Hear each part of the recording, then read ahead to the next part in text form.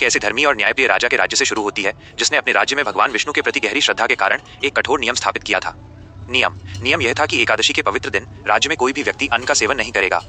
सभी लोग कठोरता से सिर्फ फलाहार, फल, दूध, पानी आदि ही ग्रहण करेंगे। एक दिन नौकरी की तलाश में एक परदेसी दूसरे राज्य का व्यक्ति राजा के पास आया।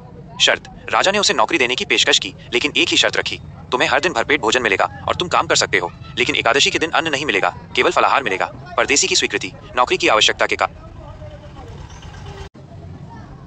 उस व्यक्ति ने राजा की यह शर्त स्वीकार कर ली। समस्या, पहली एकादशी आई, परदेसी को फलाहार मिला, पर वो उससे संतुष्ट नहीं हुआ और उसका पेट नहीं भरा। विनती, उसने राजा के पास जाकर अन्न देने की विनती की। राजा का व्यवहार, राजा धर्मी था, पर वह उसके लिए नियम नहीं तोड़ सकता था। हालांकि राजा ने उस व्यक्ति के हठ को देखते हुए उसे आटा, दाल, चावल और घी, कच्चा अन्न दे दिया, यह सोचकर कि वो स्वयं इसका क्या करेगा, क्योंकि राजा ने उसे राज्य के भीतर अन्न पकाने की अनुमति नहीं दी थी। परदेसी ने राजा से अन्न लिया और राज्य की सीमा के पास नदी किनारे गया। सबसे पहले उसने स्नान किया, जो किसी भी पूजा व्रत से पहले आवश्यक है। फिर उसने उस अन्न से भोजन बनाया।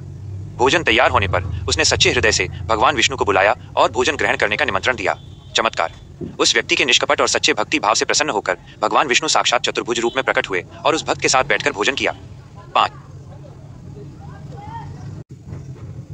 अगली एकादशी पर परदेसी ने राजा से दुगुना अन्न मांगा, यह कहकर कि पिछली बार उसके साथ भगवान ने भी भोजन किया था, इसलिए उसे अधिक सामग्री चाहिए। राजा का विचार, राजा को यह सुनकर घोर आश्चर्य हुआ। उसने सोचा, मैं वर्षों से कठोरता से व्रत और पूजा के नियम का पालन कर रहा हूँ, पर मुझे दर्शन नहीं हुए, और इस व्यक्ति को जिसने व्रत का नियम तोड़ा, साक्षात प्रभु के दर्शन हुए। राजा को अपनी श्रद्धा और नियम पालन के उद्देश्य पर गहरा विचार करना पड़ा।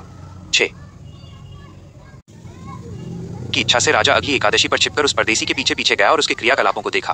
पुनः भगवान का आगमन, परदेसी ने फिर स्नान किया, भोजन बनाया और पूर्ववत सच्चे भाव से भगवान विष्णु को बुलाया। वैकुंठ गमन, भगवान विष्णु पुनः प्रकट हुए और परदेसी के सच्चे भक्ति भाव से अत्यंत प्रसन्न होकर उससे कहा, आओ मेरे धाम चलो, और उसे तुरंत वैकुंठ लोक ले गए।